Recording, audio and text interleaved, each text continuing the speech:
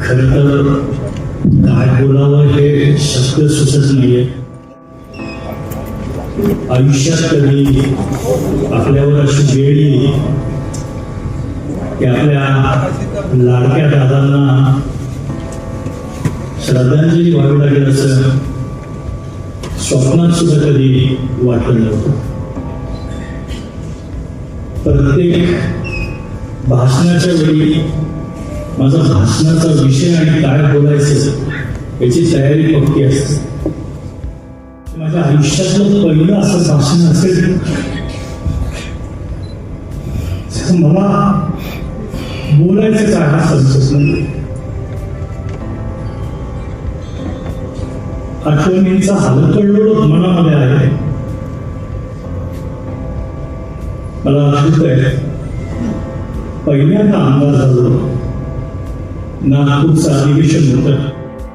नवीन निवडून आलेले 40-50 आमदार सभागृहामध्ये बसून होते आणि त्यावेळेचे मुख्यमंत्री उद्धवजी ठाकरे यांनी त्यांच्या निवासस्थानी सर्व आमदारांसाठी जेवणाचं निमंत्रण दिलं आणि पहिलं भाषण आमदारांचं व्हायचं होतं आणि 8 वाजता जेवणाचे निरोप दिले होते.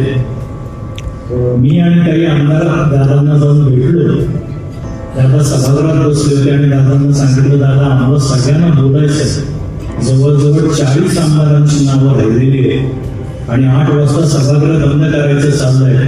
आमची नावं खूप खाली आहेत पहिल्या वेळेचे आमदार म्हणून आम्हाला काही बोलायला मिळणार नाही.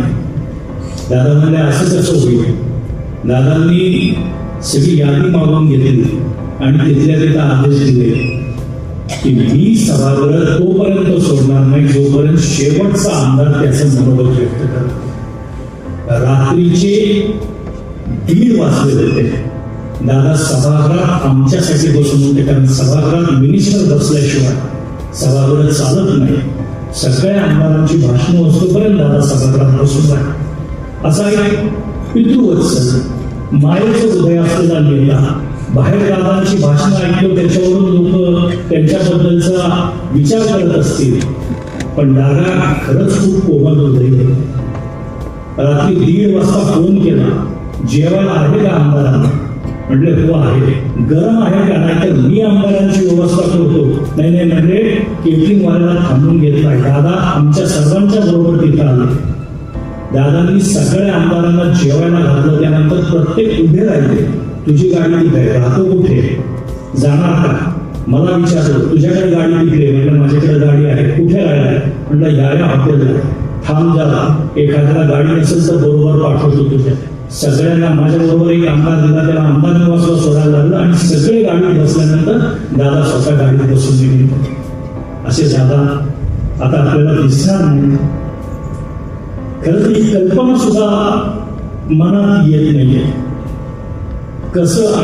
कसं समजावं. आजही शोक सभेमध्ये बोलतोय पण आजही असं वाटतं की दादा येतील. आता आम्ही उभे होतो सगळेजण आणि माईकचं टेस्टिंग चालू होतं आणि अचानक तो एक व्हिडिओ लागला आणि त्याच्यामध्ये एक दादांचा आवाज मी तसंच होतो की दादा कुठे आहेत म्हणून. पण ही परिस्थिती आज सगळ्यांची. त्यामुळं दादा आपल्याला नाही की आता कल्पनाच करत नाही. दादा तुम्ही दाखवलेल्या मार्गावर कायम चालत राहू. तर जास्तीचं बोलता येणार नाही. दादा वी ऑल लव्ह यू.